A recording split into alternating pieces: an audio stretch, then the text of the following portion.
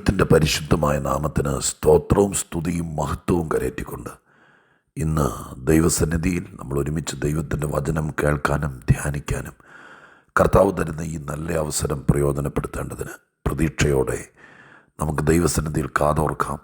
കർത്താവിൻ്റെ വചന കേൾവിയെ ഏറ്റവും വിലയേറിയതായി കാണുകയും കാത്തിരുന്ന് ദൈവത്തിൻ്റെ വചനം കേൾപ്പാൻ ആത്മാർത്ഥത കാണിക്കുകയും ചെയ്യുന്ന എൻ്റെ എല്ലാ പ്രിയപ്പെട്ടവർക്കും, നിങ്ങൾ ലോകത്തിലെവിടായിരുന്നാലും നിങ്ങളായിരിക്കുന്ന സ്ഥലത്ത് ദൈവത്തിൻ്റെ മഹാദയയും കൃപയും നിങ്ങൾക്ക് ലഭിക്കട്ടെ എന്ന് പ്രാർത്ഥിക്കുന്ന കൂടെ കർത്താവായ യേശുവിൻ്റെ ധന്യമുള്ള നാമത്തിൽ വിനീതമായ സ്നേഹവന്ദനങ്ങളും അറിയിക്കുന്നു.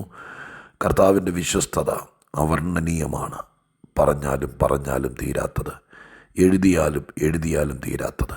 അത്രയ്ക്ക് വിശ്വസ്തനായ ദൈവത്തിൻ്റെ സകല വിശ്വസ്തതയ്ക്കും ഇന്നയോളം കൊടുങ്കാറ്റിലും തിരമാലയിലുമെല്ലാം നമ്മെ നിർത്താൻ വലങ്കൈയുടെ താങ്ങും തണലും തന്ന് ബലപ്പെടുത്തി ശക്തീകരിച്ച് കൃപയിൽ നിന്ന് വീണുപോകാതെ കൺമണി പോലെ കാത്ത് ദൈവത്തിൻ്റെ കൈപിടിച്ച് ബലപ്പെടുത്തി നിർത്തിയിരിക്കുന്ന ദൈവസ്നേഹത്തിൻ്റെ മുമ്പിൽ നന്ദി നിറഞ്ഞ ഹൃദയത്തോടെ ആയിരം സ്തോത്രവും സ്തുതിയും മഹത്വവും പുകഴ്ചയും സർവശക്തനായ ദൈവത്തിന് കരയേറ്റിക്കൊണ്ട് ഇന്ന് ദൈവത്തെക്കുറിച്ച് പറയാൻ എൻ്റെ ഹൃദയത്തിൽ ദൈവം തന്നിരിക്കുന്ന സുന്ദരമായിരിക്കുന്നൊരു വചനം രാജാക്കന്മാരുടെ പുസ്തകത്തിൽ നിന്ന് വായിച്ച് നിങ്ങളുമായി പങ്കുവയ്ക്കാൻ കർത്താവിൽ ശരണപ്പെടുകയാണ്.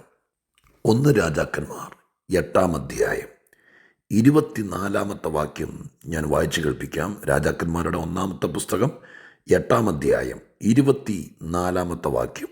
അങ്ങൻ്റെ അപ്പനായ ദാവീദ് എന്ന അങ്ങയുടെ ദാസന് ചെയ്ത വാഗ്ദാനം പാലിച്ചിരിക്കുന്നു. തിരുവായി കൊണ്ട് അരുളി ചെയ്തത് ഇന്ന് കാണുന്നത് പോലെ തൃക്കൈ കൊണ്ട് നിവർത്തിച്ചുമിരിക്കുന്നു.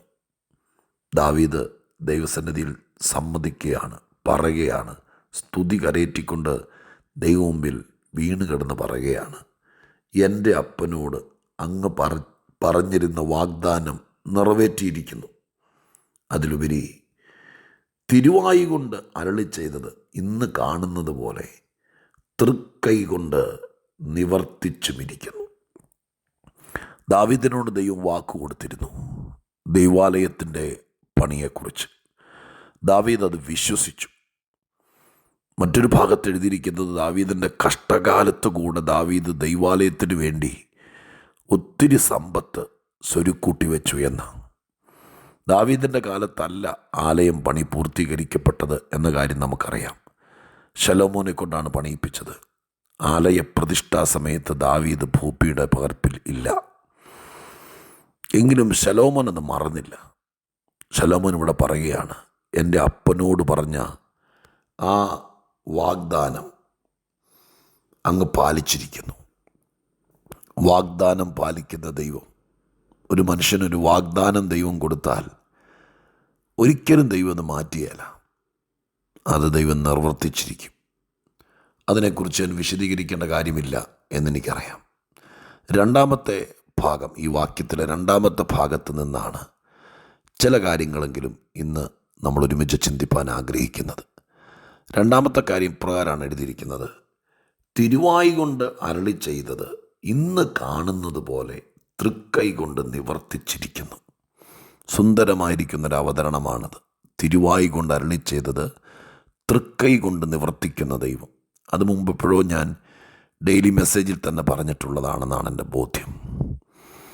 എന്നാൽ ഇന്ന് പറയാൻ ആഗ്രഹിക്കുന്ന പ്രധാന കാര്യം, ദൈവത്തിൻ്റെ അരുളപ്പാട് ഒരാളെക്കുറിച്ച്, ഒരു കുടുംബത്തെക്കുറിച്ച്, ഒരു തലമുറയെക്കുറിച്ച് സർവശക്തനായ ദൈവത്തിൻ്റെ അരുളപ്പാട് ദൈവം നിവർത്തിക്കുക തന്നെ ചെയ്യും. എന്നാൽ തിരുവായി കൊണ്ട് അരുളി ചെയ്തത് തൃക്കൈ കൊണ്ട് നിവർത്തിക്കുന്നതിനിടയിലുള്ള സമയം. ഇന്ന് രാവിലെ പറഞ്ഞു, അപ്പം തന്നെ നിവർത്തിക്കാതിരിക്കുകയല്ല. ഇപ്പം ദാവീദിനോട് ഈ കാര്യം പറഞ്ഞ് എത്രയോ വർഷങ്ങൾക്ക് ശേഷം, ശലോമോൻ ജനിച്ച്, ശലോമോൻ വളർന്ന്, ശലോമോൻ രാജസ്ഥാനത്ത് വന്ന്, അങ്ങനെയൊക്കെ കഴിഞ്ഞതിന് ശേഷമാണ് തൃക്കൈ കൊണ്ട് നിവർത്തിക്കപ്പെടുന്നത്. ഇതിനിടയിലൊരു സമയമുണ്ട്. അരുളപ്പാടിനും നിവർത്തിക്കപ്പെടലിനും ഇടയിലുള്ള സമയം. അതൊരു വലിയ സ്ട്രെയിൻ അല്ലെങ്കിൽ പോരാട്ടത്തിൻ്റെ വലിയ, നമ്മെ വിശ്വസ്തതയ്ക്ക് അല്ലെങ്കിൽ നമ്മുടെ വിശ്വാസത്തിന് ചോർച്ച വരുത്താൻ നോക്കുന്ന ഒരു വല്ലാത്ത സമയമായിരിക്കും. ഒരു കാര്യം ദൈവം നമ്മോട് അരുളി ചെയ്തിട്ട് അത് നിവർത്തിക്കുന്ന സമയം ചിലപ്പോൾ എത്ര മണിക്കൂർ എടുക്കുമെന്ന് പറയാനൊക്കില്ല, എത്ര ദിവസം എടുക്കുമെന്ന് പറയാനൊക്കില്ല. ചിലപ്പോൾ മാസങ്ങൾ, ചിലപ്പോൾ ആണ്ടുകൾ, ഓരോരോ വിഷയങ്ങൾ. അതിനിടയിൽ നമുക്കൊരു റോളുണ്ട്. അതിന്ന് ദൈവം നമ്മളെ ചിന്തിപ്പിച്ചു, എന്നെ ചിന്തിപ്പിച്ചു. അത് നിങ്ങളുമായിട്ട് പങ്കുവയ്ക്കാൻ കർത്താവിൽ ശരണപ്പെടുകയാണ്. ഓരോരുത്തരോടും സ്വർഗത്തിലെ ദൈവം അരുളി ചെയ്തത് അത് ദൈവം പറയും നമ്മോട്. കർത്താവ് പറയും, ഞാൻ നിന്നെ ഒരിക്കലും അനാഥനായി വിടുകയില്ല. ഞാൻ നിന്നെ ഇന്ന രീതിയിൽ എത്രയോ പേരോട് പറഞ്ഞിരിക്കുന്നു. ഇതിനിടയിലുള്ള സമയം ഞാൻ പലപ്പോഴും പലരെക്കുറിച്ച് പറയാറുള്ള ദാവീദിനോട് ദൈവൻ ഉറപ്പ് പറഞ്ഞു, ഞാൻ നിന്നെ ഇസ്രായേലിന് രാജാവായി കണ്ടിരിക്കുകയാണ്. അത് തിരുവായി കൊണ്ട് അരുളി ചെയ്തു. പക്ഷെ തൃക്കൈ കൊണ്ട് നിവർത്തിച്ചത് ആണ്ടുകൾക്ക് ശേഷമാണ്. യോസേപ്പിനോട് സ്വർഗസ്ഥനായ ദൈവം സ്വപ്നത്തിലൂടെയാണ് അരുളി ചെയ്തത്. അതിന് ഒന്നിലധികം തെളിവുകൾ ദൈവം കൊടുത്തു. അത് യോസേപ്പ് പരസ്യമായിട്ട് പറയേണ്ടവരോട് പറയുകയും ചെയ്തു, അതിൻ്റെ ശാസന കേൾക്കുകയും ചെയ്തു. പക്ഷെ നാളുകൾക്ക് ശേഷമാണ് അത് നിവർത്തിക്കപ്പെട്ടത്. അങ്ങനെ ഓരോരുത്തരെ പരിശോധിച്ചാൽ പൗലോസിനോട് കർത്താവ് തിരുവായി കൊണ്ട് അരുളി ചെയ്തു, ഞാൻ നിന്നെ രാജാക്കന്മാരുടെ മുമ്പിൽ എൻ്റെ നാമം വഹിക്കുന്ന പാത്രമാക്കും. പക്ഷെ നിവർത്തിച്ചത് ആണ്ടുകൾക്ക് ശേഷമാണ്. അപ്പോൾ അരുളപ്പാടിനും നിവർത്തിക്കപ്പെടലിനും ഇടയിലുള്ളൊരു കാലഘട്ടമുണ്ട്.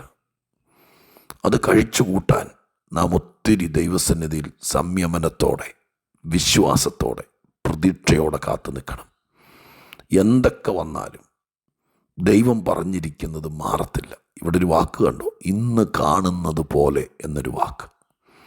കാണാൻ പാകത്തിന് വാക്കുകൊണ്ട് പറയുമ്പോൾ കാണാൻ കഴിയേല. പക്ഷേ ദൈവം അത് നിവർത്തിക്കുമ്പോൾ ഇന്ന് കാണുന്നത് പോലെ എന്ന വാക്കിനർത്ഥം വരും. ഞാൻ നിങ്ങളോട് ഇന്ന് രാവിലെ എൻ്റെ ദൈവത്തെക്കുറിച്ച് പറയുക. പല കാര്യങ്ങളും വാഗ്ദാനത്തിൽ കിടക്കുക, പല കാര്യങ്ങളും വാക്ക് പറഞ്ഞിട്ടിരിക്കുക. ദൈവം പറഞ്ഞിട്ട് കുറേ നാളുകളായി, ഇപ്പോൾ ഒന്നും കാണാനില്ല. പക്ഷെ ശലോമോൻ പറഞ്ഞ വാചകമനുസരിച്ച് ഇന്ന് കാണുന്നത് പോലെ എന്ന വാക്ക് നിശ്ചയമായും മറ്റുള്ളവർ, ഇന്ന് നമുക്ക് മാത്രം, സ്വപ്നമുള്ളവന് സ്വപ്നത്തിൻ്റെ ഉടയവന് അകക്കണ്ണുകൊണ്ട് കാണാൻ കഴിയും. വാഗ്ദത്തമുള്ളവന് ആ ഉൾക്കണ്ണുകൊണ്ട് കാണാൻ പറ്റും. അവനത് വിശ്വസിക്കും. പക്ഷെ മറ്റുള്ളവർക്ക് കാണാൻ പറ്റില്ല. പക്ഷെ ദൈവം ഇന്ന് നിങ്ങൾക്കും എനിക്ക് ഉറപ്പ് തരികയാണ്. തിരുവായി കൊണ്ട് അരുളി ചെയ്തത് ഇന്ന് കാണുന്നത് പോലെ ഈ സ്ഥിതിയിലേക്ക്, ഈ നിലയിലേക്ക് കൊണ്ടുവരും ദൈവം. മറ്റുള്ളവർ കാണത്തക്ക രീതിയിൽ അരുളപ്പാടുകളെ നിവർത്തിക്കും. പക്ഷേ ആ നിവർത്തിക്കപ്പെടലിനും അരുളപ്പാടിനും ഇടയിലുള്ള ദിവസങ്ങൾ, ഇന്നൊരു പക്ഷേ എന്നെ കേൾക്കുന്ന നിങ്ങളിൽ ചിലർ അങ്ങനെയുള്ളൊരു ദിവസത്തിലൂടെ കടന്നു പോകുകയായിരിക്കും. അവിടെ നമുക്ക് ഒരുക്കപ്പെടാൻ, വിശ്വസിക്കാൻ, പ്രാർത്ഥിക്കാൻ, ഉപവസിക്കാൻ എല്ലാം ദൈവമായ കർത്താവ് നമുക്കൊരു ഉത്തരവാദിത്വം ഉണ്ടെന്നുള്ള കാര്യം നമ്മെ ഓർമ്മപ്പെടുത്തുക. പ്രിയരെ, ദൈവം എന്തെങ്കിലും അരുളി ചെയ്തു, എപ്പോഴെങ്കിലും നിവർത്തിച്ചോളും എന്ന് പറഞ്ഞ് കാത്തിരിക്കരുത്. ദൈവം എന്തെങ്കിലും അരുളി ചെയ്തിട്ടുണ്ടെങ്കിൽ, തിരുവായി കൊണ്ട് അരുളി ചെയ്തിട്ടുണ്ടെങ്കിൽ തൃക്കൈ കൊണ്ട് നിവർത്തിക്കും. അത് മറ്റുള്ളവർ കാണുക, അവർ കാണത്തക്ക രീതിയിൽ നിവർത്തിക്കും. അതിനിടയിൽ മാനസാന്തരപ്പെടേണ്ട വന്നാൽ, വീണ്ടും ജനിക്കേണ്ടി വന്നാൽ, വചനം അനുസരിക്കേണ്ടി വന്നാൽ, കർത്താവിനെ രക്ഷകനായി സ്വീകരിക്കേണ്ടി വന്നാൽ, നമ്മുടെ ജീവിതത്തിലെ കുറവുകളും പോരായ്മകളൊക്കെ ദൈവത്തോട് ഏറ്റുപറഞ്ഞ് ഉപേക്ഷിക്കേണ്ടി വന്നാൽ, ദൈവമായ കർത്താവിൻ്റെ വചനം അനുസരിക്കേണ്ടി വന്നാൽ, പ്രാർത്ഥിക്കേണ്ടി വന്നാൽ, കൂട്ടായ്മകളും അതുപോലെ ദൈവസന്നിധിയിൽ ദൈവത്തിൻ്റെ വചനപ്രകാരമുള്ള ആത്മീക യോഗങ്ങളൊക്കെ പങ്കെടുക്കേണ്ടി വന്നാൽ, നിങ്ങളുടെ വീട്ടിലൊരു പ്രാർത്ഥന ക്രമീകരിക്കേണ്ടി വന്നാൽ, ചില ദിവസങ്ങൾ നിങ്ങൾ ഉപവസിക്കേണ്ടി വന്നാൽ, ഇതിനിടയിൽ ഇതെല്ലാം നടക്കണം. എനിക്കൊരു റോളുമില്ല എന്ന് പറഞ്ഞുകൊണ്ടിരിക്കരുത്. എന്നോട് പ്രാർത്ഥിക്കാൻ വേണ്ടി പറയുന്ന പല ആൾക്കാരോടും ഞാൻ ചോദിക്കും. ചിലപ്പോൾ പരിഭവം പറയും, ചിലർ പരാതി പറയും. എൻ്റെ പൊന്നുവാസേ, ദൈവം പറഞ്ഞു, പാസ്റ്ററും പറഞ്ഞു, എല്ലാവരും പറഞ്ഞു, പക്ഷെ കാര്യങ്ങളൊന്നും നടക്കുന്നില്ല.